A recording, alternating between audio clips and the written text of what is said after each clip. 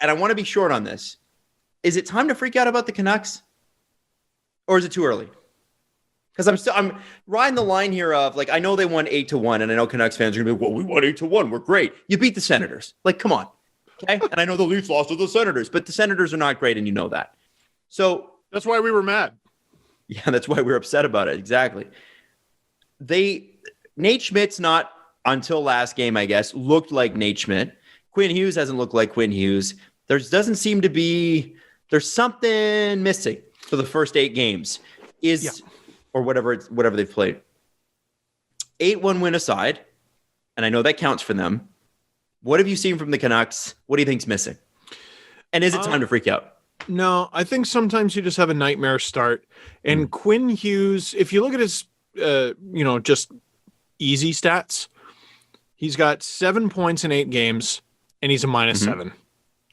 He's a lot more likely to stay closer to 7 points in 8 games than he is -7 in 8 games over the course of an NHL season. That ship will be righted. Elias Pettersson has had a nightmare start to his season. You can be pretty confident that ship will be righted. Goaltending is still an on and off question mark for them, and we knew it was going to be. But they're not getting big enough performances from the most important parts of their lineup, but they will. Okay.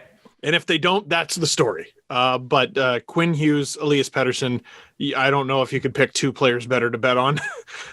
So I can't tell you if they're a great team, but I do know that they're better than what they've shown.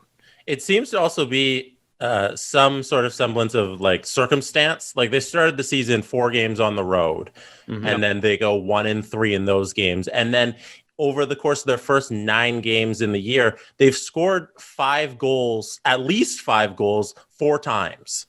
Like that's a pretty good output in terms of scoring, and they're just not getting enough defense in a lot of those games. So it seems like what's happened over the last 5-game stretch where they're like 3-2. That seems more of the Canucks than their 1-3 start. Right. Yeah, right. I think they're going to be fine. And the schedule's so all over the place too, right? Like, Toronto is playing its 9th game tonight. Montreal's its 7th. Calgary's only played 5. Like it's still hard to know, what is exactly what these teams are, even though we're about 10% of the way into the season. Who is anybody right now? Who is anybody? Exactly. Toronto's off to a good start. Montreal's off to a good start. Winnipeg, I told you, off to a good start. And Vancouver's in a playoff spot at the moment. So it's not that bad for the Canucks. Now, I do want to move on to an interesting story brewing in St. Louis. Vince Dunn, who was considered a pretty big part of their defensive future. Now, they do have some pretty strong players up front. Falk, now Torrey Krug, and of course, oh my gosh, why am I blanking on this? Falk, Torrey Krug, there's other defensemen on that team, and they're good. Vince Dunn has not been playing very much. He got, for a guy that scored, I think, 20 goals over the last 2 years, less than $2 million. And this is a defenseman. And in an article in The Athletic, they actually talk about openly how Vince Dunn maybe hasn't been all that great about pregame prep. And Craig Berube, obviously has been in communication with him. I believe their last practice, they had a chat afterwards. But he is not drawn in very often. And they've had other defensemen come in there. Obviously, Robert Bortuzzo is there. I don't think Robert Bortuzzo would be considered a part of their long-term success. But there are other players in this organization who are stepping up. And frankly, Vince Dunn is getting beat on things that he shouldn't be beat on. Carl Gunnarsson is in the lineup. And I just saw that. Gunnarsson, who is still playing hockey somehow, and Nico Mikola, who is a rookie, has stepped up and been in the lineup. And Bortuzzo has been in the lineup over Vince Dunn. That's a pretty big deal. And I wondered if, obviously you want to give a young player time to sort themselves out. Vince Dunn's won a Stanley Cup. He's played over 200 games. He's not that young.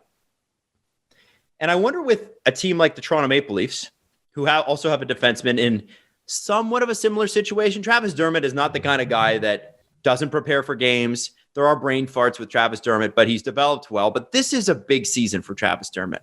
Huge. And correct me if I'm wrong, Vince Dunn is a right-handed shot defenseman? He Let me look. I think he's a lefty, but let me check. What does he play? And they were drafted very close together in Were they? 2015, if I remember correct. Oh, he shoots left. Okay. Yeah. Well, I wondered if there is a change of scenery needed later on in the season. If a Vince Dunn for Travis Dermott deal doesn't make sense. It saves the Blues about $1 million because Travis Dermott makes, I think, $750 and Vince Dunn's at 1.85. He's under 900 grand. I know that. Yeah. Okay. So I wondered if there was some sort of move to be made there. They're drafted the same year. Maybe they need a change of scenery. And maybe, I don't know, like it seems like both players might get exposed anyway in the expansion draft. So it's sort of like, do you want to, if you're the Leafs, I mean, you don't want to lose Travis Dermott for nothing, but who else do you want to lose for nothing? You're going to have to lose someone. The other interesting thing brewing here is I don't think Sheldon Keefe sold on this whole Mikko Lehtinen thing. He barely played him in the third. He got into the lineup over Dermott, seemingly kicking and screaming. And like, I was all for that decision, and it's nothing against Dermott. It's you have too many guys. Which, when was the last time the Leafs were in this position? We haven't even talked about Rasmus Sandin. That guy's buried. Yep. That guy's under the earth. I don't know how he's going to get in the lineup and when he's going to eventually get grumpy about it. To me, it's an interesting theme with like the past month or so where we're seeing a lot of players, like good ones, openly want out. And I wonder if this is, we were talking about mental health today and everything. No one is the same person they were a year ago. No one. And I think a lot of people are looking at life and their priorities are different. And maybe it's not that deep. Maybe I'm making too much out of this, but Dubois and Laine and Vince Dunn, and I want to know who's next. Like, I know there are always players who aren't totally happy about their situation and they want out and this and that, but I just wonder if this is the continuation of what is going to be a larger trend. Just players wanting out, players changing their priorities, wanting to go somewhere else.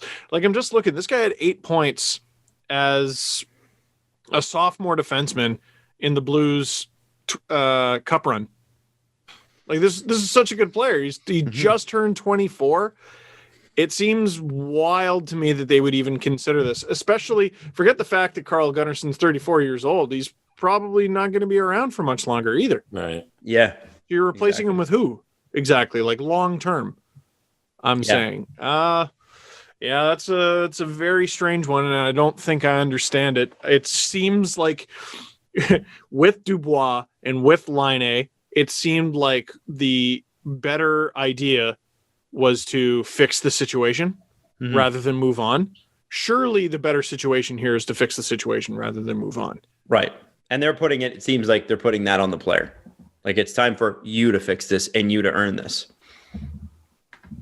I mean, it's a good problem for St. Louis to have when you have a guy of Vince Dunn's talent and caliber not able to make the lineup. Says a lot about your lineup. They're a good team.